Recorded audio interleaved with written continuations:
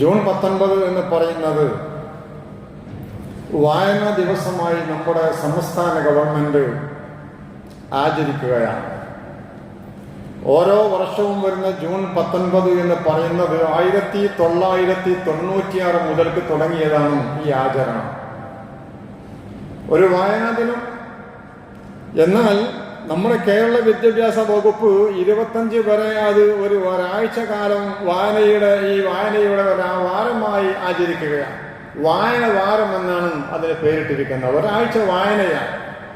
ഈ വായനയുമായി ബന്ധപ്പെട്ടുകൊണ്ടുള്ള വിഷയങ്ങൾ ഈ സംബന്ധമായി ഒരു ദിവസം തന്നെ നമ്മുടെ സംസ്ഥാനം അതിന് സ്മരിക്കുവാനും വായനയുടെ ദിവസമായി മാറ്റാനും അതൊരു പ്രത്യേക ദിനമായി മാറ്റാനും ഒക്കെ പ്രത്യേക കാരണങ്ങളുണ്ടാകും. നമ്മൾ പലപ്പോഴും പറയാറുള്ളത് പോലെ ഏത് ദിനാചരണങ്ങളാണെങ്കിലും അതിന്റെ പിന്നിൽ ഇസ്ലാമിനൊരു കാഴ്ചപ്പാടുണ്ടാകും.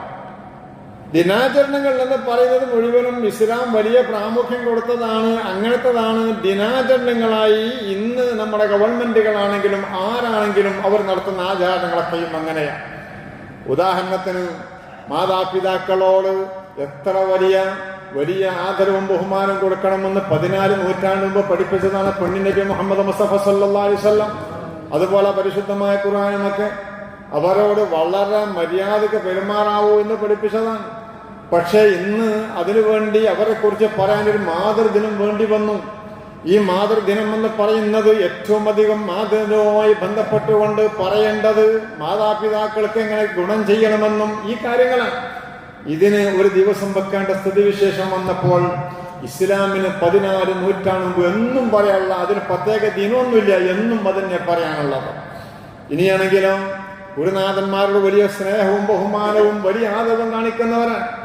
അധ്യാപക ദിനമെന്ന് പറഞ്ഞ് ദിനം ആചരിക്കുകയാണ് നമ്മുടെ ഗവൺമെന്റ്. നമ്മളാണെങ്കിലോ ഗുരുവര്യന്മാർ മാതാപിതാ കഴിഞ്ഞാൽ ഗുരുനാഥന്മാർ, അതല്ല ഗുരുനാഥന്മാരാണോ അന്യരാണോ മാതാപിതാക്കൾ എന്ന തർക്കത്തിലാണുള്ളത്. ഇത്ര വലിയ പ്രാധാന്യം നമ്മൾ നൽകുകയാണ്. ഇനി വൃദ്ധന്മാർക്കൊരു ദിവസമുണ്ട്, ഓരോരുത്തർക്കും ദിവസമുണ്ട്. ഏറ്റവും വലിയ വൃദ്ധന്മാരെ ആദരിക്കാൻ വേണ്ടി 14 നൂറ്റാണ്ട് പറഞ്ഞതാണ്. ഇപ്പൊ 14 നൂറ്റാണ്ടിന് ശേഷം ദിനാചരണമായി നമ്മുടെ ഗവൺമെന്റുകൾ നടപ്പിൽ വരുത്തുന്നത്.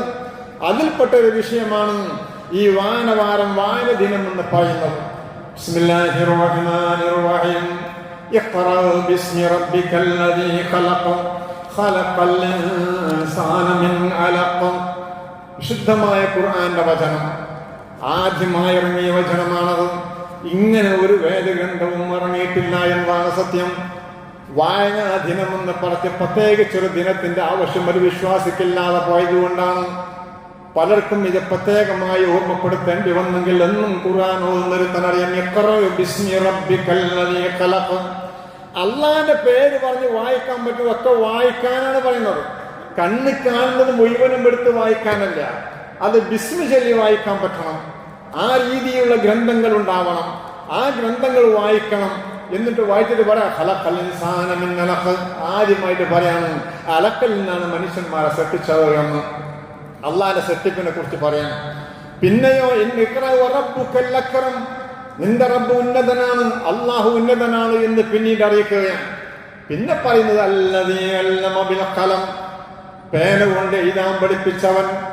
അല്ലമൽ ഇൻസാന മാ ലം യഅലം, അറിവില്ലാത്ത കാര്യങ്ങൾ പഠിപ്പിച്ചു കൊടുത്ത അള്ളാഹു. ആ അള്ളാഹു ഉന്നതനാണ്. അവൻ പേന കൊണ്ട് എഴുതാൻ പഠിപ്പിച്ചവൻ. പേനയും പുസ്തകവും വായനയുമായി ഇറങ്ങിയ ഏക ഗ്രന്ഥം അത് വിശുദ്ധമായ ഖുർആൻ. ഇതിലാർക്കാ സംശയമുള്ളത്? നമുക്ക് പ്രത്യേക വായനാദിനമൊന്നുമില്ല. നമ്മുടെ വായന എന്നും വായിക്കണമെന്ന് പറഞ്ഞുകൊണ്ടാണ് ഒരു സൂക്തം തന്നെ, ഒരു അലക്ക സൂറ തന്നെ ഇറങ്ങുന്നത്. ഇനിയോ നമുക്ക് കുറച്ചപ്പുറത്ത് പോയാൽ നമുക്ക് കാണാം ഒരു സൂറത്ത് ഖലം എന്ന് പേനയുടെ പേരിലൊരു സൂറയാണ്. എന്താ പേനന്റെ പേരിലൊക്കെ സൂറ? പേന എന്ന് പറയുന്നത് ഭയങ്കര സംഭവമാണ് എന്നുള്ളത് സൂചിപ്പിക്കാനാണത്.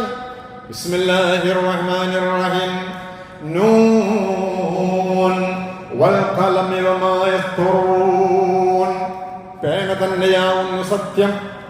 അതുപോലെ തന്നെ മലക്കുകൾ എഴുതി വെക്കുന്നതും തന്നെയാണ് സത്യം. എഴുത്തും പേനയും വായനയും ഇതിന് ഇത്ര വലിയ പ്രാധാന്യം കൊടുക്കുമ്പോൾ നമുക്ക് 1996 വരെ ജൂൺ 9, 19 വരെ കാക്കേണ്ടി വന്നു. ഈ വായന ദിനവുമായി ബന്ധപ്പെട്ട വിഷയങ്ങൾ വായനക്ക് വലിയ പ്രാധാന്യം കൊടുക്കുന്നവരും അതിലൂടെ വിജ്ഞാനം നുകരാനും പകരാനും പഠിപ്പിക്കുന്നവരാണ് നമ്മൾ. 10,000-ഓളം ഭാഷകളാണ്, അതിൽ ഉപഭാഷകളുമായി 10,000-കണക്കിന് എണ്ണമറ്റ പുസ്തകങ്ങളാണ് ജ്ഞാനത്തേട്ടത്തിന്റെ മാർഗത്തിൽ അത്താണിയായി നിൽക്കുന്നത്. ജ്ഞാനം തേടാൻ അത്താണിയായി ഇഷ്ടംപോലെ പുസ്തകങ്ങളുണ്ട്. ജ്ഞാനികൾ ഉന്നതിലേക്ക് പോയതും ഈ എഴുത്തിലൂടെയാണ്. നമുക്കറിയാം, കൺഫ്യൂഷ്യസ് ഉണ്ട്, പ്ലാറ്റോ ഉണ്ട്, അരിസ്റ്റോട്ടിലുണ്ട്. ഇവരൊക്കെ ഈ വിപ്ലവത്തിന്റെ വക്താക്കളായതോടെ മാനവിക ചരിത്രത്തിൽ ദൈക്ഷണിക മുന്നേറ്റത്തിന് തുടക്കം കുറിച്ചത് ഇവരൊക്കെയാണ്. എഴുത്ത് എന്ന് പറയുന്നത് വലിയതാണ്. ഒരു രാജ്യത്തൊരു വലിയ വിപ്ലവം സൃഷ്ടിക്കാൻ എഴുത്തുകളെ കൊണ്ട് സാധ്യമാണ്. ഇത്ര വലിയ രീതിയിൽ ഉള്ളത് കൊണ്ട് തന്നെയാണ് പുണ്യനബി മുഹമ്മദ് മുസ്തഫ സല്ലല്ലാഹു അലൈഹി വസല്ലം, അള്ളാന്റെ റസൂൽ പറയാൻ അമറ സയ്യിദ് ഇബ്നു സാബിത്തിനോട് പറഞ്ഞു, അമറഹു യതഅല്ലമ കിതാബൽ യഹൂദ്, യഹൂദികളുടെ ഈ കിതാബ് ഭാഷ പഠിക്കാൻ വേണ്ടി, കിതാബുൽ യഹൂദ് പഠിക്കാൻ വേണ്ടി അവർ ആ കിതാബ് പഠിക്കാൻ വേണ്ടി പറഞ്ഞു. അങ്ങനെ ഞാൻ നബിക്ക് അവർക്ക് അവരുടെ ഭാഷ എഴുതി കൊടുക്കാറുണ്ട്. നബിന്റെ അടുത്ത് ഒരു എഴുത്ത് അവർ എഴുതിയാൽ ആ എഴുത്ത് വായിച്ചു കൊടുക്കാറുണ്ട്. നബി കത്തെഴുതുമ്പോൾ ഞാൻ എഴുതി കൊടുക്കാറുണ്ട്. അവരിലേക്ക് കത്തെഴുതുമ്പോൾ അവരുടെ ഭാഷയിൽ.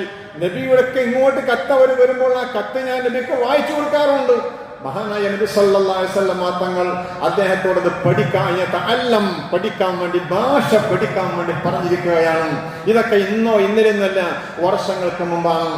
നമുക്കറിയാം, ഉസ്ബക്കിന്റെ രാജാവ് രോഗിയായി കിടക്കുകയാണ്.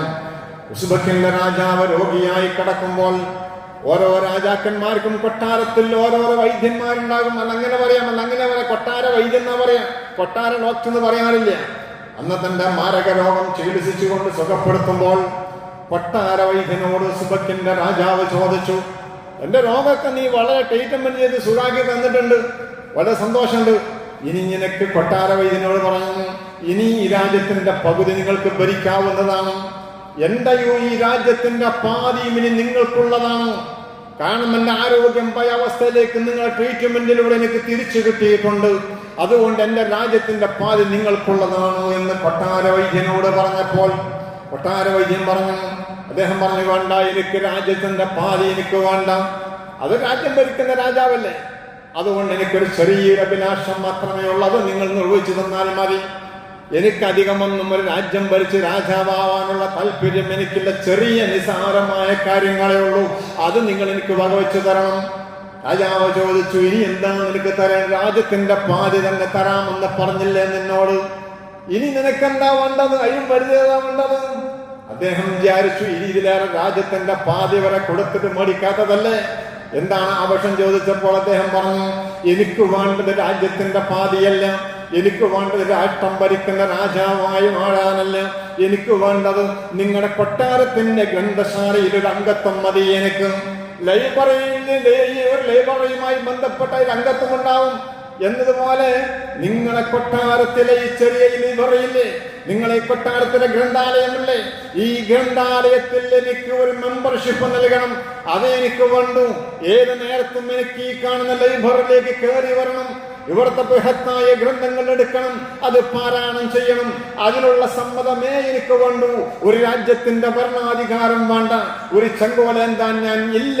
അതുകൊണ്ട് എനിക്ക് പ്രയോജനം എനിക്ക് വേണ്ടത് ഇതാണെന്ന് പറഞ്ഞപ്പോൾ സുബ്ഹാനല്ലാഹ്, മഹാനായ ആ മനുഷ്യൻ അത് പറഞ്ഞപ്പോൾ അതിന് അവസരം കൊടുക്കുകയും ചെയ്തു. ആ മനുഷ്യൻ ആരാന്നറിയും നിങ്ങൾ? ഇന്ന് വേൾഡിൽ വൈദ്യശാസ്ത്രം എന്താണെന്ന് ലോകത്തിന് പാശ്ചാത്യനടക്കം പഠിപ്പിച്ചു കൊടുത്ത സാക്ഷാൽ ഇബ്നു സീന എന്ന് പറയുന്ന, അവിസ്സന്ന എന്ന് പറയുന്ന വലിയ മനുഷ്യനാണ്. അദ്ദേഹം അന്ന് ആ രാജ്യം ഭരിച്ചു പോയിരുന്നെങ്കിൽ ആരും അറിയപ്പെടില്ലായിരുന്നു. ഇന്ന് അദ്ദേഹം വൈജ്ഞാനിക മേഖലയുടെ വൈദ്യശാസ്ത്രത്തിന്റെ രംഗങ്ങളിൽ അന്ന് അദ്ദേഹം എന്നും അന്ത്യനാൾ വരെ രാജകുമാരനാണ്. അതാണ് വായനയിലൂടെ നേടാനുള്ളത്, വായനയിലൂടെ കിട്ടാനുള്ളത്. അങ്ങനെയാണ്. ഈ ഒരു രീതിയിലുള്ള എഴുത്തുകളാണ് നമ്മൾ വായിച്ചു കൊണ്ടിരിക്കേണ്ടത്. നമ്മുടെ രാജ്യം നമുക്കറിയാം, ഇമാം ഷാഫിഈ റളിയല്ലാഹു അൻഹു ഒരു പുസ്തകം എഴുതുമ്പോൾ അത് പ്രത്യേകമായി വൈജ്ഞാനിക മേഖലകളിലെല്ലാം നേടിയവരാണ് പുസ്തകം എഴുതുന്നത്. അവിടെ പുസ്തകം വായിച്ചാൽ മനസ്സിലാക്കാൻ കഴിയുമെന്നുള്ളതാണ്. ഒരു വായന വായിച്ചു, രണ്ടാമത് വായിക്കുമ്പോൾ വീണ്ടും വീണ്ടും നമുക്ക് വിജ്ഞാനം കൂടി വരും. ഇതൊരു പുസ്തകത്തിന്റെ ഘടനയുടെ, ആ പുസ്തകത്തിന്റെ ഗാംഭീര്യമാണ്, അർത്ഥഗർഭമായ പുസ്തകമാണത്. ഇഷ്ടം പോലെ അതിനകത്ത് തുടങ്ങിയിട്ടുണ്ട് എന്നതിന്റെ കാരണമാണത്. മഹാനായ ഇമാം ശാഫിഈ റളിയല്ലാഹു അൻഹു വായന ദിവസവുമായി ബന്ധപ്പെട്ടുള്ള വിഷയങ്ങൾ പറയുമ്പോൾ കുറച്ച് വായന വർത്തമാനങ്ങൾ നമ്മൾ പറഞ്ഞല്ലോ. മഹാനായ ഇമാം ശാഫിഈ റളിയല്ലാഹു അൻഹു ഒരു കിതാബുണ്ട്, റിസാല എന്നാണ് അതിന്റെ പേര്. റിസാല എന്ന് പറഞ്ഞ കിതാബ്, ആ പുസ്തകം അത് പലപ്പോഴും കുറെ ആളുകൾ വായിക്കാറുണ്ട്. തന്റെ പ്രഗത്ഭന്മാരായ ശിഷ്യന്മാരിൽപ്പെട്ട ഒരാളാണ് ഇമാം മുസ്നി റഹിമഹുല്ലാഹ്. ഇമാം മുസ്നി റഹിമഹുല്ലാഹ് വായന ദിനാചരണവുമായി ബന്ധപ്പെട്ടുകൊണ്ട് ഞാൻ എന്റെ പ്രിയപ്പെട്ടവരോട് സൂചിപ്പിക്കുന്നു, പള്ളിയിൽ ജുമാ നമസ്കാരത്തിൽ വന്ന എന്റെ പ്രിയപ്പെട്ടവരോട് സൂചിപ്പിക്കുന്നു, ഇമാം മുസ്നി പറയാൻ ഇമാം ഷാഫിയുടെ ആ റിസാല എന്ന് പറയുന്ന ഗ്രന്ഥം 500 തവണയാണ് ഞാൻ വായിച്ചത്.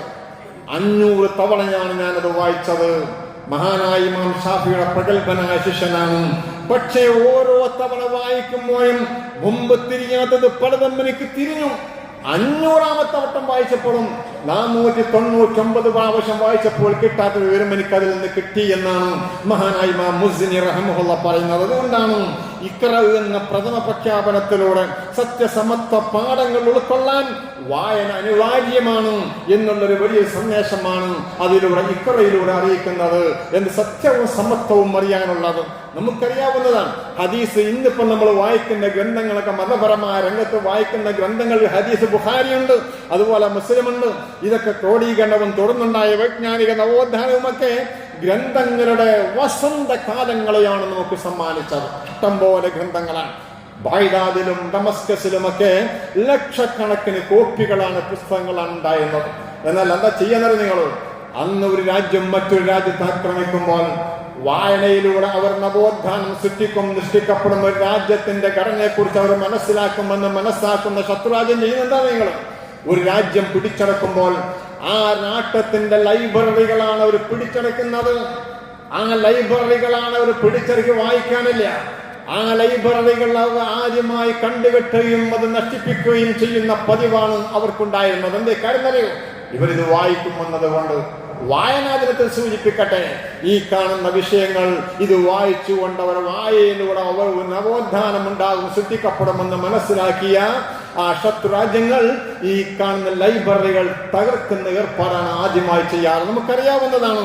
12ാം നൂറ്റാണ്ടിലാണ് തർത്താരികൾ എന്ന് പറയുന്ന ചെങ്കിസ് ഖാന്റെ നേതൃത്വത്തിൽ നടന്ന ഹൗലാത്ത് ഖാന്റെ നേതൃത്വത്തിൽ 20 ലക്ഷത്തോളം ആളുകളെയാണ് ഇറാഖിൽ അവർ കൊന്നത്.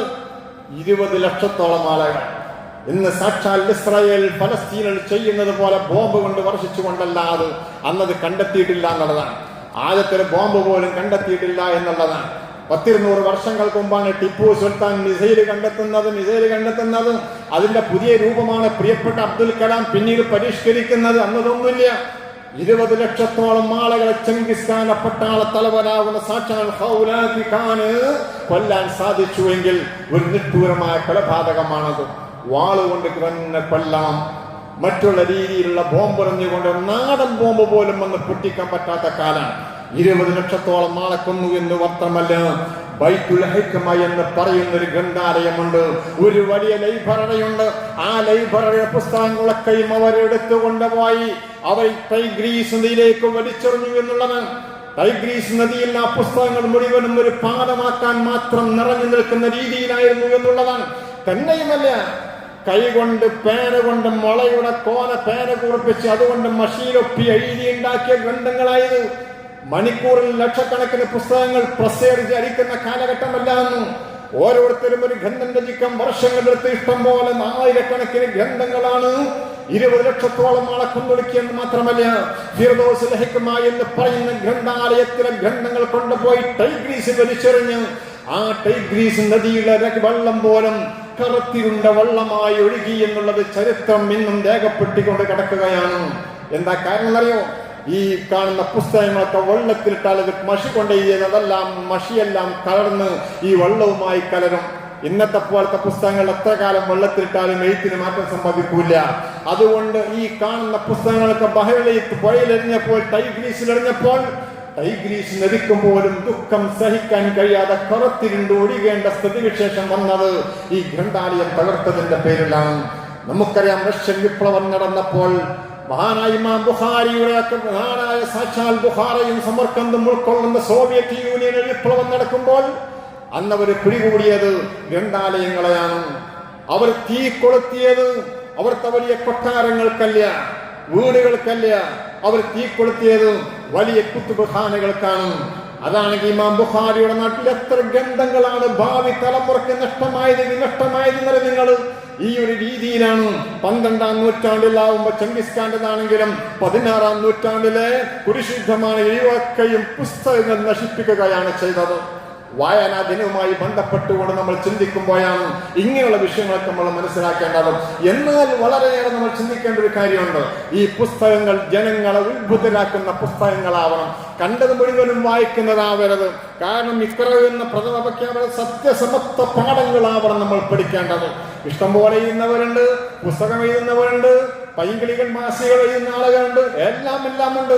ഇന്ന് ഏറ്റവും അധികം കൂടുതൽ പുസ്തകം ഇറക്കുന്ന ആരാന്നറിയോ? പങ്കുൻ കമ്പനിയാണ്. അവരാണ് ഇഷ്ടംപോലെ പുസ്തകങ്ങൾ ഇറക്കുന്നത്. അവർ നിലവാരമുള്ളതും ഇല്ലാത്തതും മറക്കുന്നുണ്ട്, വായിക്കാൻ പറ്റുന്നതും പറ്റാത്തതും മറക്കുന്നുണ്ട്.